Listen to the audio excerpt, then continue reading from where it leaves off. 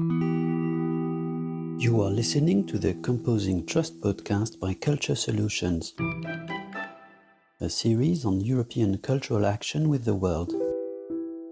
Is Europe still attractive? How is it perceived outside the EU? How do Europeans promote culture together in the world and with which partners? What have they learned together? What is their experience? Our Composing Trust podcast series will address these issues. Welcome to you all. My name is Damien Helly, the co-author of this Composing Trust series by Culture Solutions. Today's podcast is a special one. We are hosted by the artificial voice of our colleague Ina Kokinova in a mini-series of several episodes on the relations of artificial intelligence, AI, with culture and trustworthiness. In this third episode of the mini-series, entitled Composing Trustworthiness, we dive deep into our core topic, the impact of artificial intelligence on international cultural relations. Just a quick recap of the previous two episodes. We heard from our cultural practitioners and experts that AI and culture are intrinsically tied in a variety of ways, that there are persisting issues with representativeness, diversity and bias in the data and decision-making, but also numerous opportunities. In the second episode, we traced the EU regulatory approach to AI that can be defined as values-based and gave multiple examples of specific projects at the intersection of AI and culture. Going one step further, today we look at the way this disruptive technology drives, or impedes, relations with partners around the globe. In foreign policy, AI can be seen as a tool, a topic, or the surrounding environment or context. The EU's ambition to establish itself as a global leader in AI, as well as to collaborate internationally, is spelled out in documents like the Digital Compass, the AI Act itself, as well as the Council conclusions on digital diplomacy. The European Commission Directorate General in charge of AI policy, that is DG Connect, has recently set up a unit on policy outreach. Similarly, the External Action Service now has a unit specialized in digital diplomacy and a dedicated page on their website. However, where does culture fit this increasingly geopolitical picture?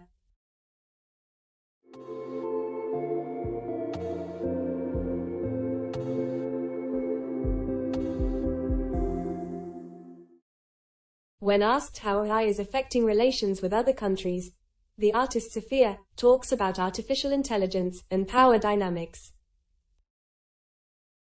AI just undermines existing power structures. None of the AI questions can be intertwined from geopolitical considerations, and how AI will profoundly unravel the existing international system. Supremacy in technology means being superior in the future. And so, that goes hand in hand with every cultural manifestation, every aspect of our society. In the same vein, Rose, our researcher specialized in linguistics, highlights the threat to democracy. But she also sees huge potential for citizen-led AI initiatives, potentially across borders. Data infrastructure is a prerequisite for digital safety and democracy, as well as for the democratization of data capitalism. AI retrieves and analyzes user data for online marketing in a very sneaky way in Silicon Valley companies. The problem with commercial social bots is that they were perfected by companies as virtual carriers that advertise and retrieve user data at the same time, and on a huge scale that was never seen before. So every single digital move of a user is not only monitored and archived together with his IP address, but also analyzed and interpreted by the AI, which is in its core a biased system. No government of a free democratic state should rely on such kind of data infrastructure, and it needs development, and it needs a shift towards a democratized infrastructure. We need huge server packs and maybe something like citizen data unions, which are founded by the citizens themselves.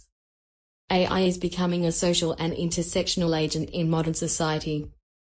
Thus, investigating the actual conditions in which human-computer interaction takes place is a must for any discussion on the pros and cons of AI applications in democratic societies.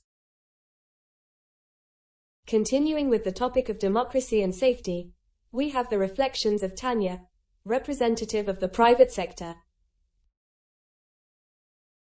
I feel like AI is affecting international relations in warfare more than it is in anything else. I wouldn't call it espionage, but, social warfare. So when we look at something like Cambridge Analytica, and when we can see misinformation as a portion of warfare, then we can definitely see that there's an increase in state actors, or state-sponsored actors, across the world, as well as computer vision drones. So I think it's creating surreptitious ways, and also overt ways, for people to manipulate and maliciously influence other systems. Not only by being able to essentially bomb places where you have no risk of losing a soldier, but also being able to viciously influence political thought in other countries. On the other hand, there is probably room for cooperation. Machine translation is something that is getting faster and better. I would imagine that it could indeed help things over time. I also think that there's ways that we could use AI responsibly to improve and increase production, supply, medicine, research, cooperation. Cooperation is the word I want to focus on now, with David's view on the positive use cases of AI in international relations, from the perspective of a National Cultural Institute. Yes, it will obviously affect everyone, and in all possible aspects of cultural relations. Technology has to be used to facilitate, especially in our European environment. We have to try to, somehow, create more common awareness. These technologies can contribute to that, if they are used in the right way, to bring easier or better communication between citizens of different nations. Staying within the realm of cultural institutes, Marta ponders on AI as a tool, as well as the surrounding uncertainties. I do see in departments at work that they really want to hear about the impact of AI on international cultural relations. But we don't know yet how to actually make best use of, for example, big data sets. They can be used by a certain community, or by a government agency. I feel it's actually interesting to look into, how would an artist work with a big dataset? How would they visualize it? In what categories would they look into, and what influences does that give? So, it is a big question right now, and everyone is looking, what can we do? What are the questions we should be asking? What is happening? What are other countries doing? And I think the more we break down silos between different approaches, like splitting into one that is academic, another one that is the tech companies, and yet another for politics. The more we break down these silos, the more we try to talk to each other, the more chance we have to make this really a good AI development. Talking is the only way to become aware of the risks and the blind spots. Lucas, from a private company, shares his experience of living outside Europe and brings some additional examples of positive uses of AI. In the gym that I attend, here, in the city, they use face recognition for entering the facility. And that's pretty normal for everybody, I suppose. Even if there was surveillance, I think it would probably be for the benefit of society. It's just keeping society safe. But for national security, like cyber issues, I guess for such reasons AI would be important in government relations. As I previously mentioned, people from academia don't care about borders, they cooperate to produce research together. And businesses develop products for their clients, regardless of the country. On the other hand, AI applications in languages can facilitate communication between speakers of different languages. Other AI tools assist in making decisions, including in relation to the things that actually humans are not able to make these decisions very well sometimes. In more concrete terms, the diplomat Tom tells us how the relations between different countries, in the particular domain of AI, unfold. So I would first of all say that international cultural relations is a term that we use in foreign policy, and we mean something similar to cultural diplomacy by it. And so the question here is, if I look at it from a mere policy side, does artificial intelligence play an important role in international diplomacy? And I would say it plays in many ways an important part. First of all, increasingly, as a tool for treaty negotiations. And of course, as a topic in international relations, it is omnipresent in geopolitical terms and clearly also in terms of the ethical principles underlined. And they need to be negotiated on all sorts of levels, between like-minded countries for sure, but not only. And we need to rally around our common values. When we talk about human rights, then we have different organizations like the Freedom Online Coalition, or forums like the UNESCO, where to negotiate with countries from the global south, or countries that maybe do not share the exact same values as we do. Since UNESCO is responsible on behalf of the United Nations for education, journalism, freedom of speech, but also culture, it is the organization where you can, look at international cultural relations on a global scale. And the type of documents and resolutions UNESCO produces are evidence of this becoming an important topic of diplomacy, and in a sense, of cultural diplomacy. How likely is it to actually reach an international agreement on artificial intelligence that suits the ethical and legal systems of all states? Let's hear from Tanya. I would love it if global regulation on AI was feasible. But I'm just not sure. I think even minimally having it on the list of things that the UN wants to approach or think about would be a really nice first step. And I think that the steps that Europe is making now towards kind of leading the discussion on what would a more ethical, fairer and just system look like is a very good conversational starting point. And I believe, hopefully, that will influence more countries to also look and maybe collaborate with one another on what's appropriate. With the Brazilian General Personal Data Protection Law in response to GDPR, we can see that sometimes the EU can lead the thought on how one should probably regulate. Next, the practitioner specialized in digitalization of culture, Kevin, shares his view on the need and desirability of global EU leadership on AI regulation. I think, definitely the EU should continue to promote solutions that basically follow the kind of laws and principles that we've established here for the European Union. These include data protection and making sure, for example, that information that is used in systems does not involuntarily escape to other platforms or third countries. It also should promote a business sector to continue investing into AI that is transparent and that the public is willing to accept. There is a strong resentment also in the public against the AI applications and the usage of AI in the public sphere, where it is not transparent, and how this actually works. And this area is where I think the EU is probably better suited than other global players. And then obviously, there is an interest from my side to invest more heavily into AI for culture, because I think it's a unique asset that the EU has in this diversity, and leveraging this diversity of languages, of cultures. And this will or should allow the EU to create also better AI solutions, because they are based on thinking more inclusively and widely.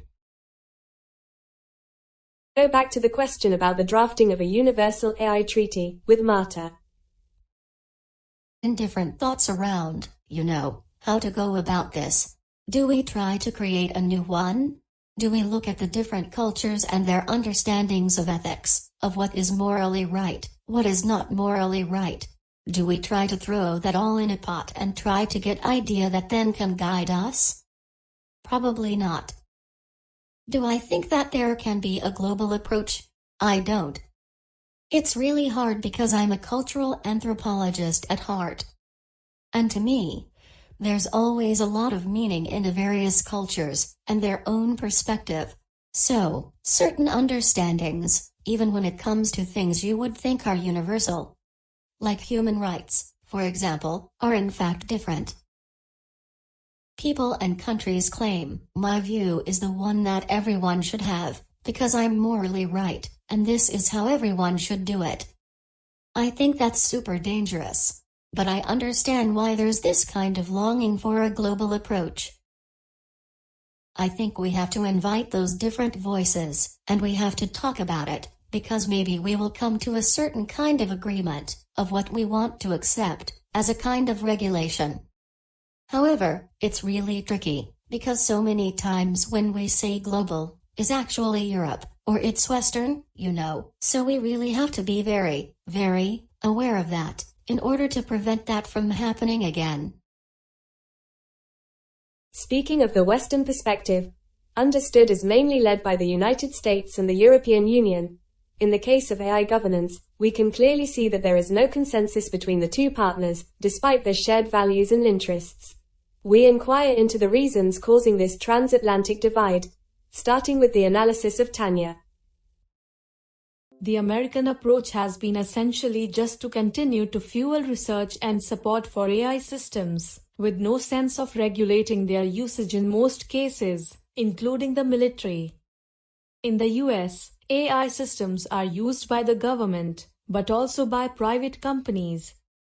Companies deporting children and their families or their separation at the US border are an extreme example of a lack of privacy and a lack of focus on human rights. That is fueled a lot by venture capital and the kind of the system in the US, which is that capitalism. That is obviously quite different from Europe, where I think there is a lot more questioning of how the AI systems might affect things. There are even suggestions of a ban on certain types of systems. Europe is concerned about prejudices and systems, unfair treatment of different individuals, as well as the erosion of privacy. Tom confirms this inherent divergence between the two approaches, but introduces also the geopolitical aspect. There's also, for the moment, a lack of a coherent national strategy when it comes to artificial intelligence. At the same time, the United States is, of course, leading the world in many aspects of artificial intelligence. It is, in some way, in a competitive race with China on who sets the standards, and who can reap the benefits and keep the technological superiority in the area of artificial intelligence. We can notice the increasingly geopolitical terms when it comes to China and the rivalry between those two superpowers. In times when the world seems to be heading towards a second Cold War, or a deglobalization, cultural relations offer a safe space for dialogue and trust building. Hear from Marta how listening to other countries' perspectives can contribute to richness and cross-fertilization of ideas. I think the US has a different model, but as I said, I'm always trying to stay a bit more in the realm of civil society and cultural relations, to keep an arm's length. I think there's a strong force coming from civil society. And what I find very important in this whole context and idea of cultural relations is that it's multilateral, and that it's not a one-way street. In the host country, we are usually presenting like, this is the European idea, this is the European model, and it's wonderful. So please have a look at it. But I think especially now, we are at a point where we have to be open, and learn from each other, such as the US, Africa, etc. Everywhere I felt, oh gosh, there are so many things we still have to learn coming from Europe, and to take in these perspectives. But, having said that, I see from our partners in the US that there is an interest in the lessons learned, when it comes to government regulation of tech companies. For example, there is an interest in the kind of strong focus Europe puts on inclusion, participation, and trying to reduce the possibilities of bias. We are at a certain point in time right now, where there is an interest also in the US, that maybe a few years ago wouldn't have been like this. In the last few years, the actors in the US have become more open to the idea of technology regulation. If we come from a cultural relations standpoint, and from a cultural perspective, this is actually a value added. At the same time, when Europe and the US talk, Europeans may come up with ideas that might reduce American innovation mindset or their growth. So one has to be mindful of these things. And what is important to a certain culture is that mindset is an environment you're in. Then we should try to understand, okay, what can we contribute? It's not that everything is brilliant about privacy policies in the EU, but we do have experience with it and we would love to share. Kevin tells us more about how such interactions, between the EU and other partners, namely in the United States, unfold in reality. We had a conference in Germany, where we were trying to contrast also the European approach to AI, specifically from the cultural sector, with that, for example, of American businesses. At least there is, sort of a possibility, to collaborate on these issues, say, for example, on diversity and ethics. In the cultural sector, we see the forming of European infrastructures and consortia that try to interchange views online. And we see similar networks emerging in the US. So there have been some initial attempts in the last years to kind of bring these communities together, which obviously has been a bit impacted negatively by COVID-19. On the other hand, there is, especially in the research and culture sector, very little opportunity, for example, for funding, which allows to implement initiatives that work across the ocean. So it's usually depending on a personal or business relationship. Rose is not so optimistic though. She advocates in favor of European strategic autonomy as a path towards democratic AI.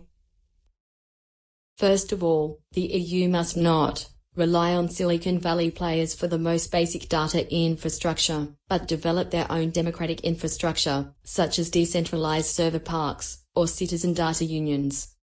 I understand the European hesitant attitude towards AI as an advantage. Once this first step is accomplished, we can implement everything from e-government to e-learning. The EU has to implement laws accordingly, for example, higher taxes on European content. The EU cannot control a globalized world, of course, and ideally we would need a worldwide institution for the democratization of AI capitalism, like a UN government or a worldwide movement in some way. Adam, researcher specialized in multimedia, shares a similar view on artificial intelligence companies, laws and opportunities. AI stakeholders include, of course, providers of technology. And here things start getting interesting, because a lot of the technology is coming from outside the EU. So it will also be the question in the end, who controls technology and who controls the data. One thing you hear quite often in Europe is, because of all the regulations we have, we can't do that with our data. But in fact, you can do a lot with your data. You just have to be careful and you have to think about how you do it.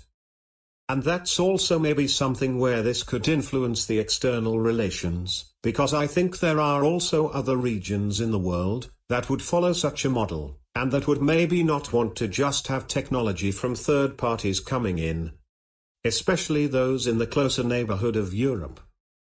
Thus, this could be a big opportunity. Another opportunity, I think, is making use of the rich resources we have in Europe, and making sure they get properly digitized and get usable. We see a clear dominance of US and Chinese technology providers, and I think it's not so easy to change. We've seen examples in the past where trying to do this in a very top-down manner in Europe failed, because you just can't invent another big company that replaces someone who's already well established in the market. It's better to find niches to have them grow from small organizations up. It's more effective. What this would require is just more networking, and better and easier access to, and sharing of resources, and also in the end, the awareness in the broader public. We can also try to have a more structured, or more informed debate around it. Not somewhere between either hype or fear, but a more balanced debate. Also, we should try to involve some stakeholders who might be willing to join on his path.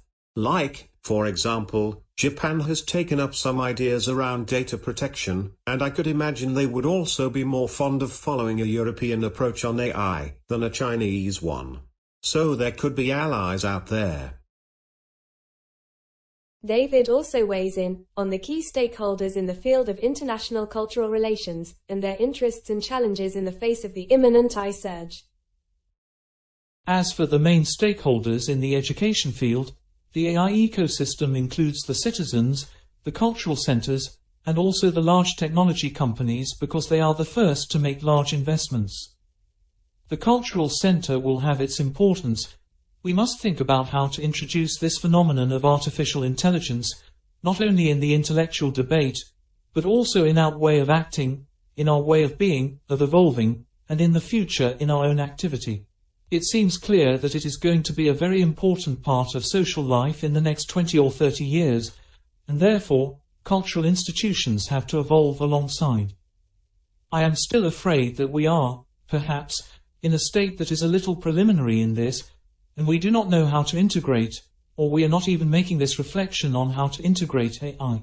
There is a need for more thinking among the different cultural institutes about the future in a more systematic way, and taking into account that this, whether we like it or not, is going to be incorporated into our activity, into our way of functioning, and probably into our international relations.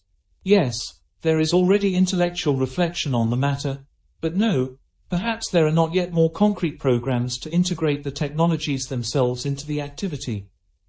Although we are in much more initial stages of the digitization process, we cannot get lost in the evolution of technologies. As a cultural entity, we are also interested in library activity and information management. There are institutes whose main activity is not so much linguistic as cultural. English, French or Spanish attract more interest among students. On the other hand, other institutes that have very strong cultures, but languages that are not so international, are probably more interested in their cultural production than in their language teaching. It is clear that cultural institutions are at risk of lagging behind, specifically when there are no sufficient resources to be dedicated to all the new technologies that keep emerging. But at the same time, cultural initiatives have the potential to imagine, react to, or even spearhead change themselves. Sophia reflects upon her experience in bringing different stakeholders together to discuss important societal issues thanks to the power of art. The work we're doing here is not just work from one side of the problem, not just work with cultural organizations, but elevate them and include them in discussion in ecosystems where they usually don't have access. First, we need to break open those silos, think differently, have different experiences, and approach a problem from a very different angle. This bipolar world, that is now splitting between those geopolitical superpowers, is this all triggered through a different understanding of reality, a different self-image that you ultimately project to the world? The way an artist approaches technology, and the way they view the potential and the pitfalls, is so inherently different from the way a policymaker would approach that problem. It's very, very different how a user with limited media literacy would approach it. So, if we don't create this common understanding of what we're actually dealing with, and what it means to be a digital human, our avatars online basically make up almost 50% of our living and breathing day. Then ultimately, this will lead to the fragmentation of our society, and just create parallel structures. So that's unsustainable for democracy, that's unsustainable for society. A common set of values, a shared set of reality. Technologists working in Silicon Valley have been groomed in a very different ideological setting, which we call transhumanism. And what we are advocating for, which in our understanding is a very European approach to technology, is called digital humanism. So what we want is to actually try to evolve in a human-centered way alongside technology that elevates us, that amplifies us, our humanity, our capabilities, our potential as humans. And it's not just about evolving onto a point where the human becomes obsolete. That's what we're trying to avoid. But ultimately, if you don't align those two, it will just diverge and lead to a catastrophe. So this is the moment where we really need to align on strategic issues. And this is why everyone has stressed the importance of the strategic partnership between the US and the EU. The common thread between all of us is technology and how we want to view it and use it. So far, we haven't really encountered resistance, but mainly admiration. It is an original idea, and people are thirsty for ideas. On the other hand, art has the advantage of actually changing culture massively. But for a lot of people, it sometimes seems that it's just art, and it's harmless. So you can experiment, you can do stuff. It's a safe space, but it's not, it's not as impactful. It has a massive impact on our reality, but sometimes even under the radar, and in a much more subtle way. Everyone is allowed and welcome. And there are no wrong answers. There is no judgment. You don't embarrass yourself, you're allowed to criticize, you're allowed to think outside the box. We had some technologists actually say, "I'm sorry, but I think I don't see it." And then you've seen other people are very open to this sort of experimentation, and it really something unfolds and opens up in their mind. I think this is a very, very novel idea to bridge policymaker with artists, and bring them to talk in a very novel manner, because they're used to a certain vocabulary. Policymakers we've engaged thus far, they have seen it almost like a vacation from their work, really a moment to take a break, to reflect on a problem in a different manner, and to just be surrounded by inspired minds, that ask all the right questions, all the time, that push them forward constantly, to think differently, and also just ultimately to go to such a profound level of investigation. Art, as always, goes one step further and says, but why? It gives you the opportunity to rethink things that we ultimately as society have sort of set in stone, and then realize that they're not, that they're changeable, that they're just momentary cultural manifestations, that everything is changed. I think the moment is really to rally our allies and our like-minded people around a common cause.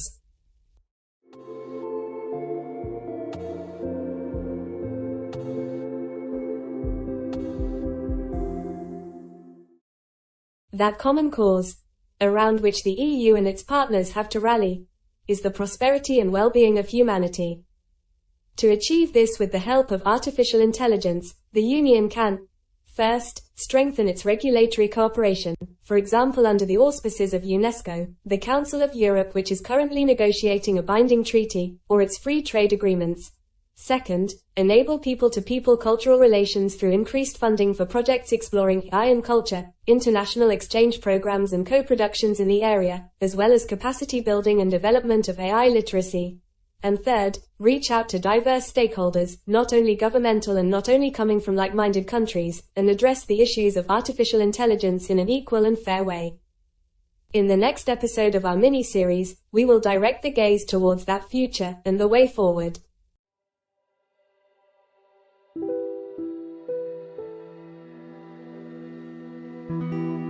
Thank you for listening to today's episode of our Composing Trust podcast by Culture Solutions. If you liked it, you can subscribe and follow us on your favorite podcast platforms and contact us at culturesolutions.eu.